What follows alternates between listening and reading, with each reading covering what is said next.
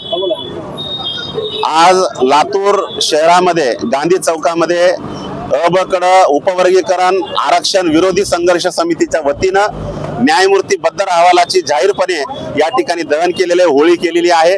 शासनाचा आम्ही या ठिकाणी जाहीरपणे निषेध करतो, कारण त्यांनी न्यायमूर्ती बद्दर अहवाल स्वीकारून तो जनतेसमोर उघड न करता डायरेक्ट ऑनलाईन पद्धतीने ज्या हरकती मागवल्या त्या अत्यंत बेकायदेशीर आहेत। जोपर्यंत तुम्ही हा आयोगाचा अहवाल जोपर्यंत तुम्ही लोकांसमोर उघड करत नाही तोपर्यंत कुठलीही हरकत देता येणार नाही। आणि म्हणून जर शासन तशा पद्धतीने करत जर नसेल तर या अहवालाची होळी करण्यापलीकडे दुसरा पर्याय नाही आमच्याकडे। आणि म्हणून आज आम्ही या अहवालाची होळी केलेली आहे। आमची मागणं आहे की जातीन्याय जनगणना आधी व्हायला पाहिजे।